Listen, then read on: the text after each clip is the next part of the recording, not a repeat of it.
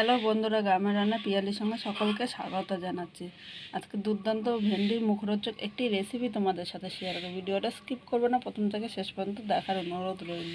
তাহলে আমি এই মুখরোচক রেসিপিটা কিভাবে রান্না করলাম তাহলে চলো দেখে নেওয়া যাক। এখানে 300 গ্রাম ভেন্ডি নিয়েছি। ভেন্ডিটা আগের থেকে ধুয়ে গাটে একটু শুকিয়ে নিয়েছিলাম। একটা চপার নিয়েছি আর এখানে দেখো ভেন্ডিগুলো নিয়ে নিলাম। ভেন্ডির সামনে ও পেছনে একটু একটু করে আমি কেটে বাদ দিয়ে দিলাম।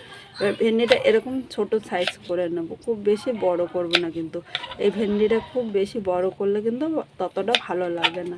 এরকম ছোট ছোট করে প্রথমে সব ভেন্ডিগুলো আমি কেটে নেব।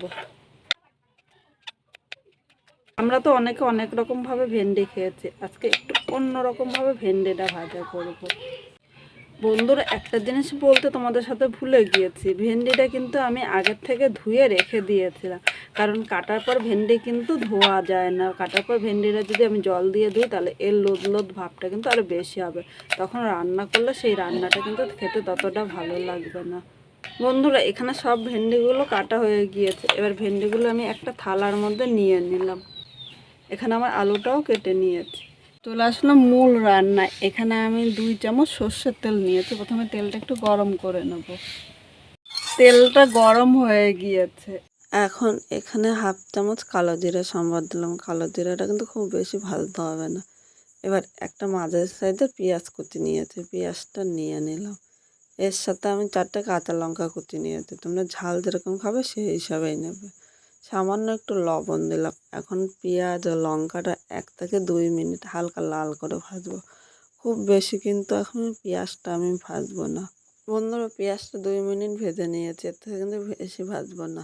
আর তোমরা ভাবছো এই জায়গায় হলুদ দিলে পেঁয়াজটা কিন্তু বেশি ভাজা হতো, এর জন্য আমি হলুদটা এই জায়গায় স্কিপ করেছি। এবার এখানে যে আলুগুলো কেটে রেখেছিলাম এর সাথে আলুটা নিলাম। আলুর সাথে আবার সামান্য একটু লবণ নিয়েছি। খুব বেশি কিন্তু লবণ নেবো না, কারণ একবার আমি পেঁয়াজের লবণ দিয়েছিলাম। এবার আলুটা পেঁয়াজের সাথে নেড়ে মিশিয়ে 2 থেকে 3 মিনিট মিডিয়াম আগুনে আমি এইভাবে ভেজে নেব। সব কিছু নেড়ে মিশিয়ে নিয়েছি। এখন আমি ঢাকা দেবো। এভাবে ঢাকা দিয়ে 2 মিনিট রেখে দেবো, তাহলে আলুটা কিন্তু তাড়াতাড়ি নরম হয়ে যাবে। 2 মিনিট পর ঢাকনিটা তুলে নিলাম।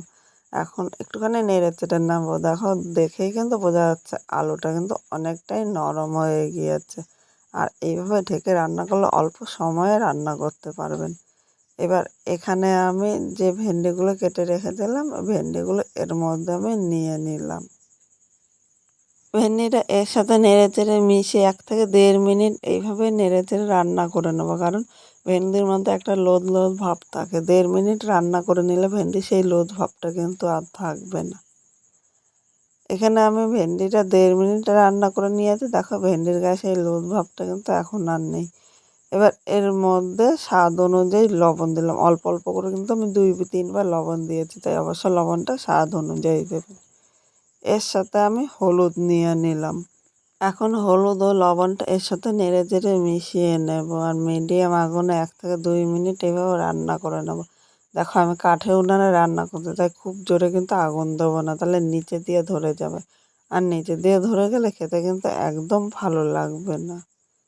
এখানে আমি 2 মিনিট নেড়ে নিয়েছি। এবার একটু ঢাকা দিয়ে দেবো। আর ঢাকা দিয়ে রান্না করলে যে কোনো রান্না কিন্তু তাড়াতাড়ি হবে। এবার আমি ঢাকা দিয়ে দিলাম। 2 মিনিট পর ঢাকনিটা তুলে নিলাম। এখানে দেখো, ভেন্ডি আলুটা কিন্তু সেদ্ধ হয়ে গিয়েছে আর অনেকটাই মজে গিয়েছে। এখন একটু নেড়ে নেবো, নাহলে নিচে দিয়ে ধরে যাবে। আর নিচে দিয়ে ধরে গেলে খেতে একদম ভালো লাগবে না। এই দেখো, এই জায়গায় ভেন্ডিটা তোমাদের দেখালাম, একদম কিন্তু সেদ্ধ হয়ে গিয়েছে। এবার এর মধ্যে আমি 1 চামচ পোস্ত ছড়িয়ে নিলাম। ইচ্ছে করলে তোমরা এমনি নামিয়ে নিতে পারো, কিন্তু সবসময় একরকম ভাজা না খেয়ে একটু অন্যরকম ভাজা করলে কিন্তু দুর্দান্ত লাগবে। পোস্তটা এর সাথে নেড়ে মিশিয়ে নিয়েছি আর মিডিয়াম আগুনে 1 মিনিট রান্না করে নেব, তাহলে পোস্তর কাঁচা গন্ধটা থাকবে না। পোস্তর প্রচণ্ড দাম, তাই কিন্তু আমি 1 চামচ দিয়েছি। তোমরা ইচ্ছে করলে আরেকটু পোস্ত কিন্তু এর মধ্যে নেওয়াই যেতে পারে। 1 মিনিট নেড়ে নিয়েছি। এবার আমি নামিয়ে নেব। আজকে খুব সাধারণভাবে এই ভেন্ডিটা রান্না করলাম। কীরকম লেগেছে অবশ্য কমেন্ট করে জানাতে কিন্তু ভুলো না। নতুন কোনো বন্ধু আমার ভিডিওটি দেখতে আসলে ভালো লাগলে একটা লাইক, শেয়ার ও কমেন্ট করবেন। সাবস্ক্রাইব করে পাশে থাকবেন। যাতে নতুন নতুন ভিডিও আপলোড করলে সবার আগে নোটিফিকেশান আপনার কাছে পৌঁছিয়ে যায়। পুরো ভিডিওটা দেখার জন্য তোমাদের অসংখ্য ধন্যবাদ।